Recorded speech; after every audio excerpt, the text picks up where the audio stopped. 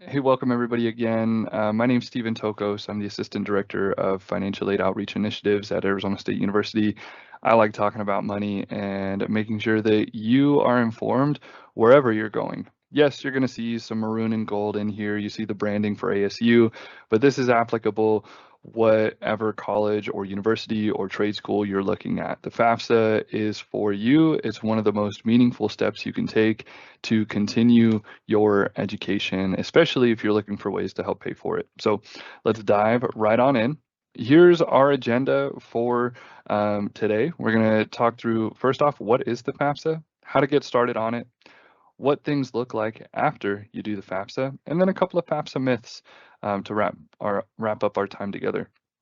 So the first part of our time together, what is the FAFSA? The FAFSA is the free application for federal student aid. It's an acronym. Most people refer to it simply as the FAFSA. This allows you to be evaluated for federal, state, institutional financial aid opportunities. So a lot of people question, should I do it? I don't know if I'm going to qualify for anything. Correct. You don't know if you're going to qualify. That's why it's an application. It allows you to get evaluated to see what opportunities are available each year. Remember that the FAFSA is free, and it should be completed by all eligible students each year so that you can maximize your financial aid package. Students that are starting college or university or trade school, technical school for fall 2026 or spring 2027, you should do the 2026-2027 FAFSA form. And it opens October 1st every single year. There's been a little bit of chaos the last few years with the FAFSA opening up on different dates, but there was a law passed that the FAFSA has to open October 1st every year moving forward, which is great. And of course, just throwing it out there, ASU's FAFSA priority date is January 15th. You want to make sure that you get your FAFSA in by the FAFSA priority date at each school that you're planning to attend. And I'll show you how to list a bunch of schools on your FAFSA in just a few minutes. Before you start the FAFSA, you want to make sure that you're eligible to complete the FAFSA form. In order to do this, the student needs to meet this criteria. I get lots of questions. Hey, what if my parents aren't US citizens, but I'm a citizen? Or what if I'm a permanent resident? Can I do the FAFSA? Yes, as long as the student is a US citizen or an eligible non-citizen, which includes permanent residents, refugees, asylees, and a handful of other visa types, then yes, you can do the FAFSA, regardless of your parents' immigration status. The student also needs to attend a participating college or university. There are 99 of those in the state of Arizona, which is awesome. Again, different trade schools, colleges, community colleges, universities. You need to enroll in a degree-seeking program or a certificate, right? You're trying to get that certification, that degree, so that you can get that employment in the future. And then lastly, you need to maintain satisfactory academic progress. That's not to receive financial aid your first year. That's more of renewing eligibility criteria your second year, third year, fourth year. It's really important to keep your grades up. This is the federal standard at most schools, a 2.0 or a C average, and then completing 24 credit hours each academic year. That's if you are a full-time student. There's a couple different FAFSA terms that have different meanings when it comes to the FAFSA. You might use, parent in day-to-day life. It has a very narrow, very specific meaning on the FAFSA. So here's a couple of them. First, contributor. A contributor is anybody that's providing information on the FAFSA form. That doesn't mean that you're signing up to pay for your student's education. It's just contributing information, just information on the FAFSA form.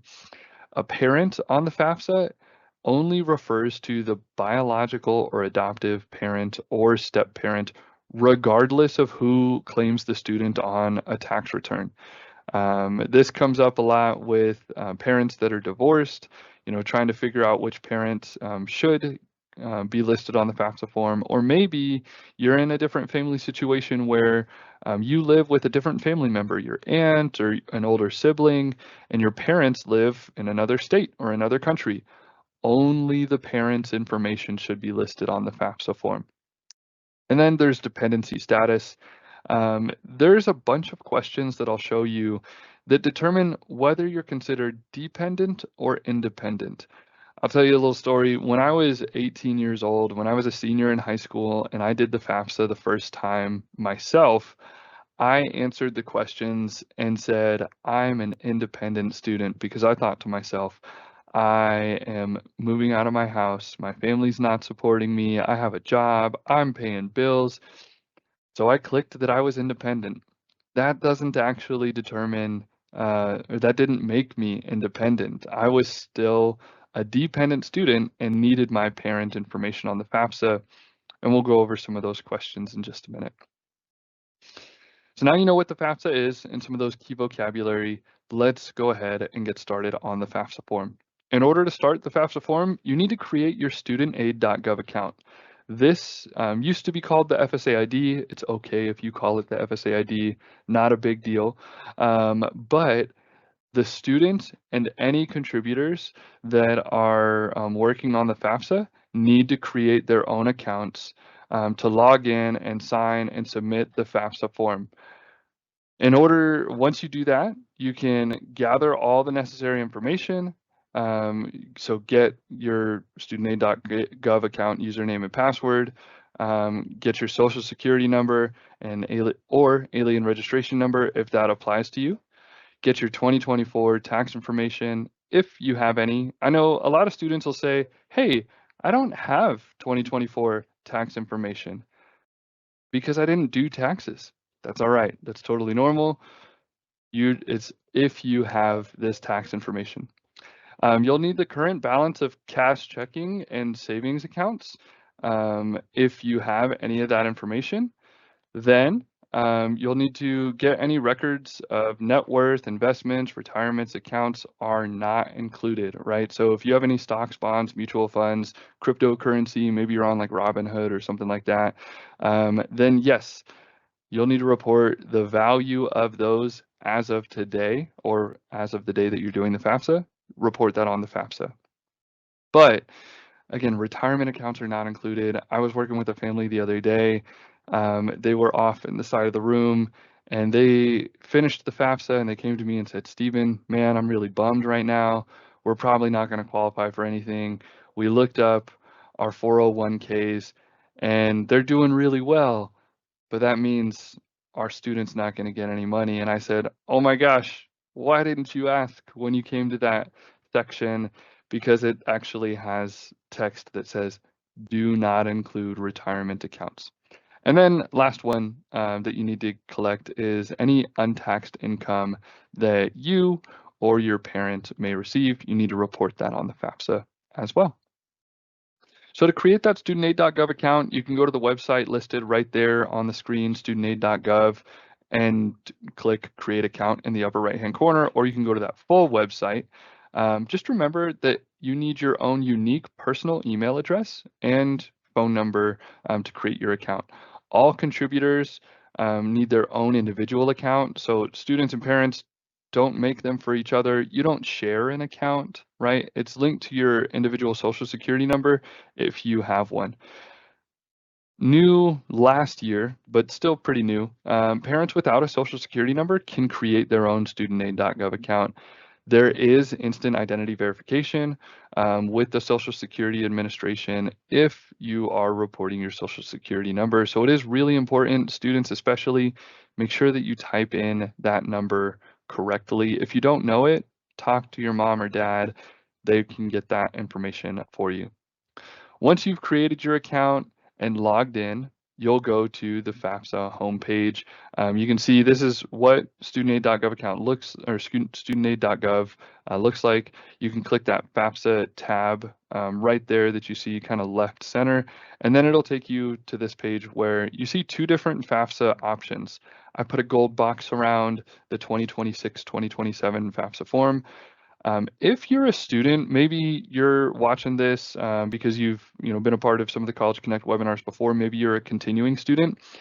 If you're taking college classes this year, you're out of high school, right? And you're trying to get financial aid for the 25-26 academic year, then you'll want to do the 25-26 FAFSA.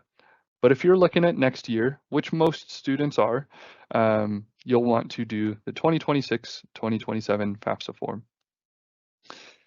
After that, you're going to see the option to indicate, who are you? Are you the student or are you the parent, right? Parents, please don't do this for your student. If you are the parent doing the FAFSA, say, I am the parent, right? I get, it's unfortunate every year. There's always a couple eager parents that are doing the FAFSA and they say, hey, I did this weeks ago. Why haven't you received it yet?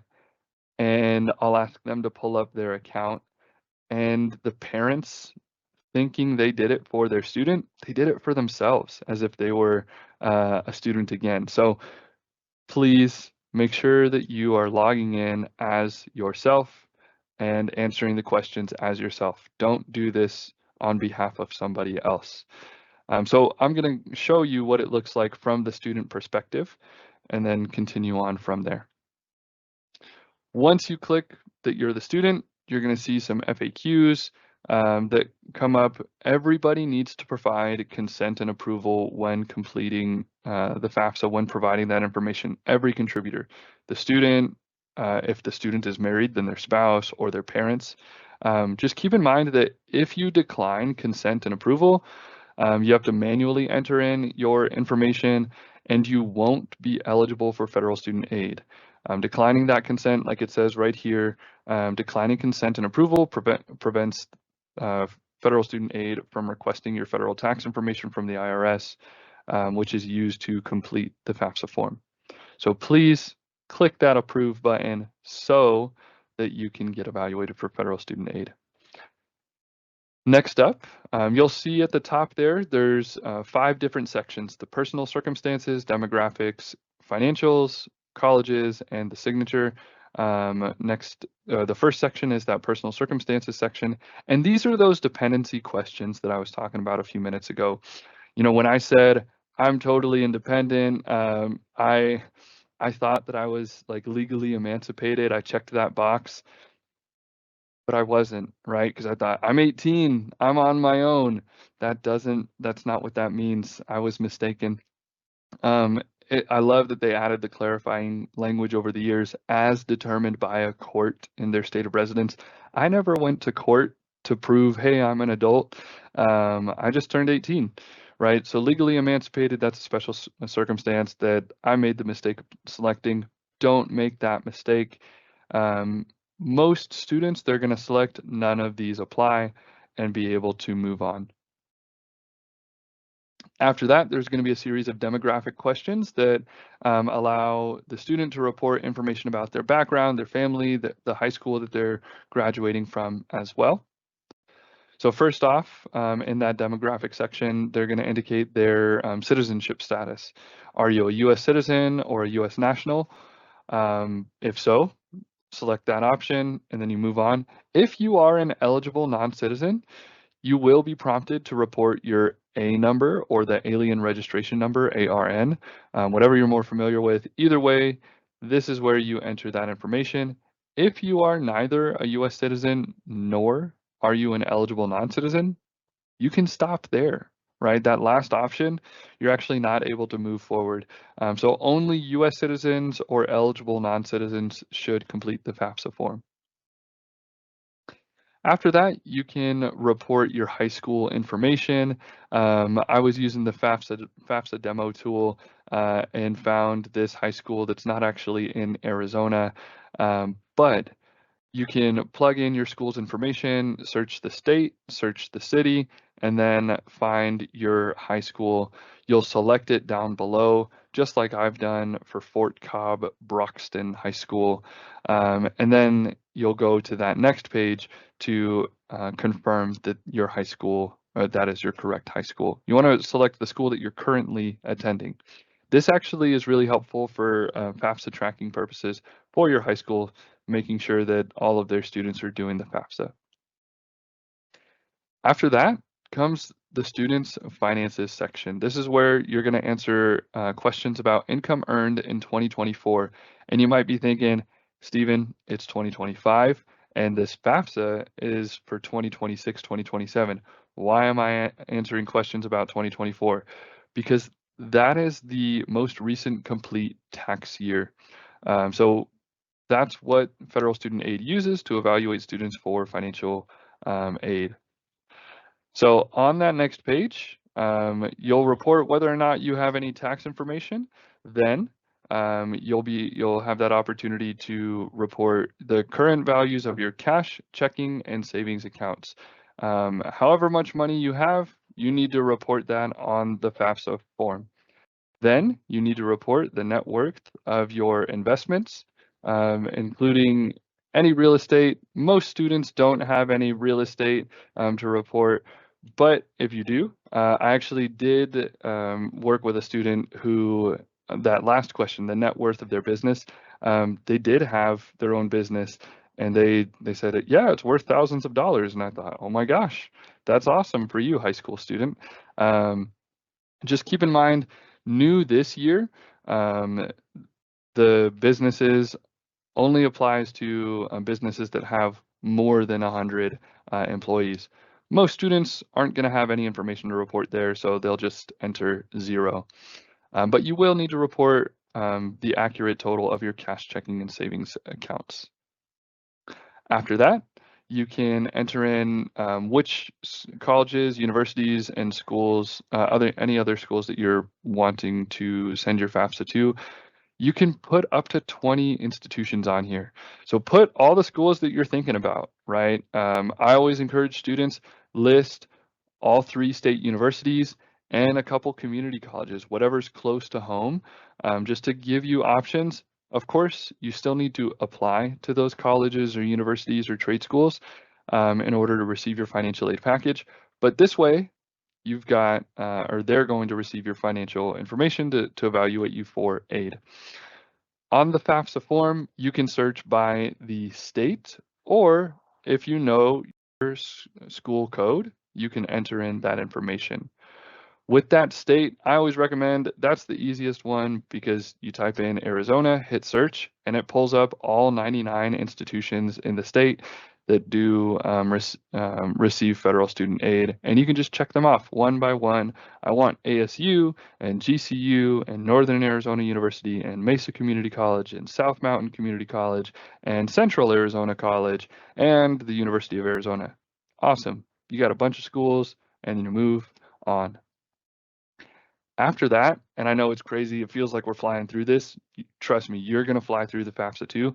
The last step for the student is to invite their parent, if they are a dependent, if they're considered a dependent student, they're going to be prompted to provide that parent information so that the parent can complete their section of the FAFSA form.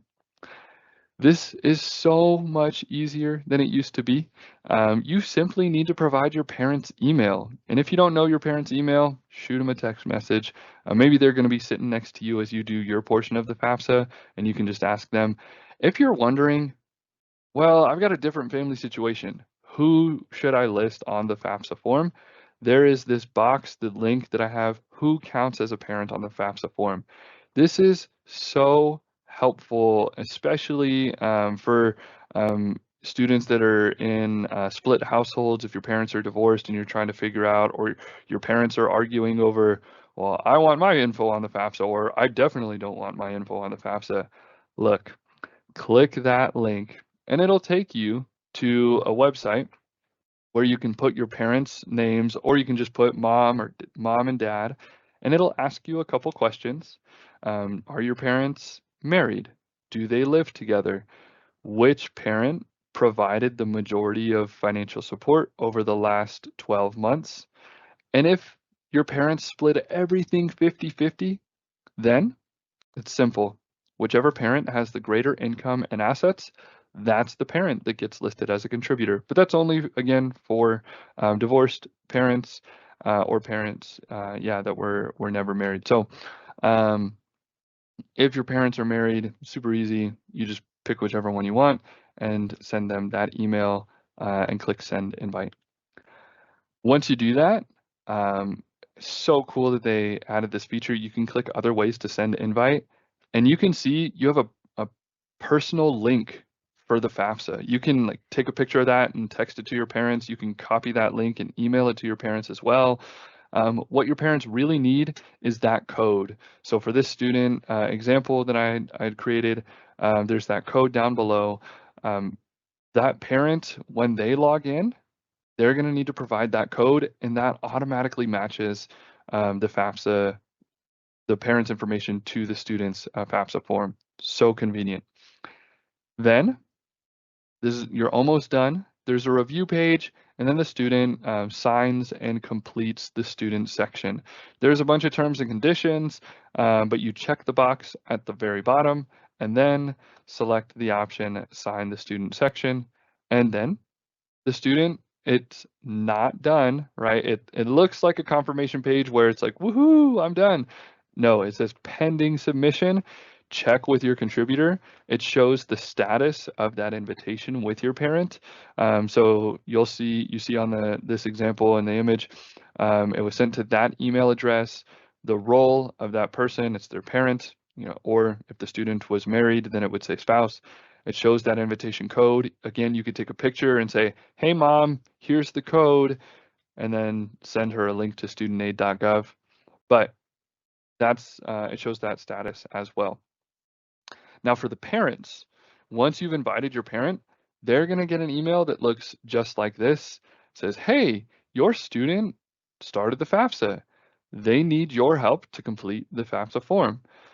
So copy that code, super important. Copy the code, you're gonna need it later, and then click accept invitation, and it's gonna get you into studentaid.gov so that you can start the FAFSA form. Once you get logged in, maybe parents, you might need to create your own studentaid.gov account. If you don't have one already, that's fine.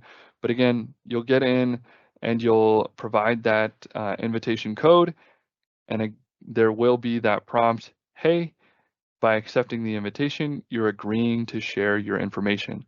Remember, this does not make you financially responsible, financially liable in any way, shape, or form for your students' education or any of their educational expenses. This is just providing information. There's still going to be those FAQs. I can't reinforce this enough. One of the most common ones: does contributing to this form mean that I'm responsible for paying? No, it's just allowing the student to get evaluated for financial aid opportunities. So you can move along. You have to provide consent and approval. Again, they want to make sure that you're dotting those I's and crossing those T's, and then click approve. Then you're going to get your tax information imported from the IRS. There's this really cool thing called the IRS Direct Data Exchange. It takes about 10 seconds where they pull in your information. If there is any information, you might be thinking, Stephen, I didn't do taxes. I'm retired. I don't work. I'm on disability. Whatever your situation is, if you're not required to file taxes, if you don't have any 2024 tax information, that's okay. However, if you did file taxes, this makes your life so much easier because then you don't have to look at your IRS 1040 and look at line 7, then schedule 1, line 20, and subtract or anything like that. That gets really complicated.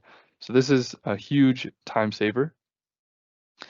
Just like the student, the parent needs to answer some demographic questions to determine how much aid the student is eligible to receive. Then there's the finances section where the parent enters in any remaining financial information. Just like the student, they're going to have the question about their assets, net worth of investments, excluding those retirement accounts, and then any businesses that have more than 100 employees.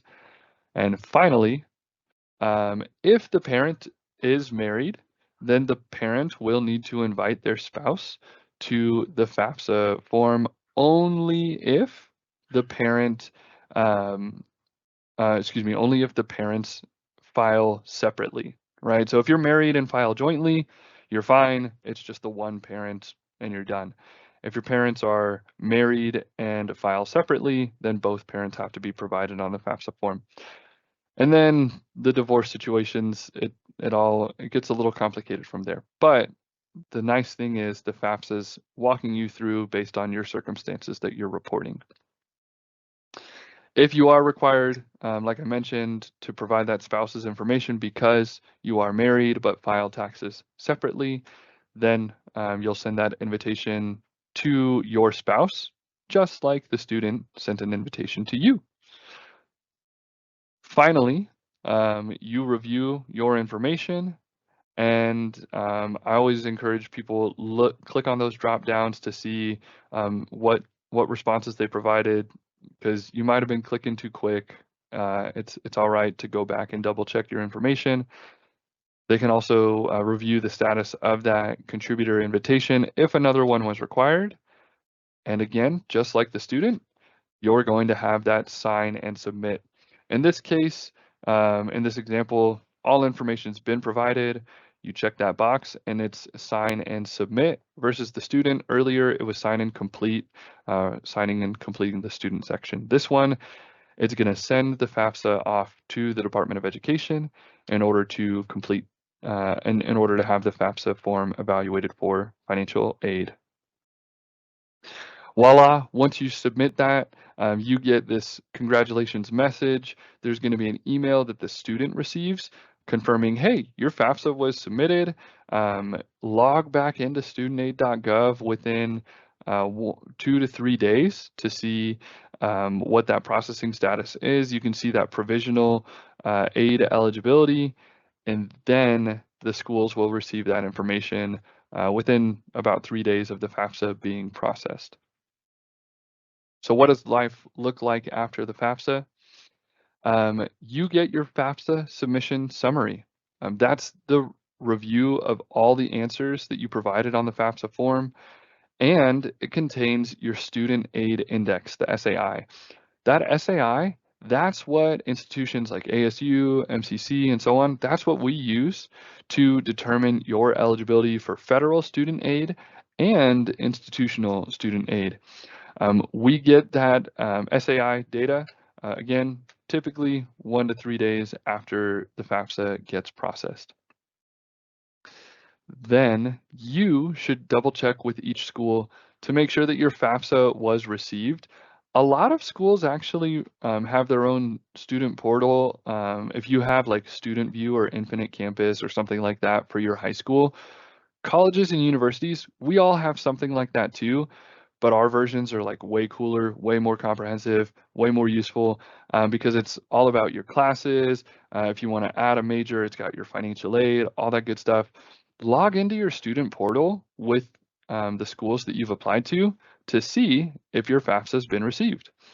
Keep in mind that some students are going to be selected for something called financial aid verification, usually about 1 in 3 students. This is not something that says, hey, you're in trouble. It's just double checking that the information provided on the FAFSA was accurate. Schools are required to double check a certain percentage of students' information. And then finally, if you go through verification or if you're not selected, then your file's already complete. You're going to get that financial aid offer from each school that you listed on your FAFSA form. That offer is going to contain all the grants, scholarships, loans, and work study that you have received. Your next step is to review and compare the cost of attendance with each institution. The cost of attendance is the total cost, the estimated cost, to attend one school or another, right? It could be tuition and fees, housing, books, supplies, meal plan, all that stuff, travel, personal expenses. But look at that cost of attendance, look at your financial aid offer, and see how much your out-of-pocket cost is going to be. I know, been working with College Connect Tempe for a long time. They are really skilled, really willing and able to help you do that. I do this with students all the time that are applying to ASU. I love helping you figure out, hey, this is how much it costs to go to ASU.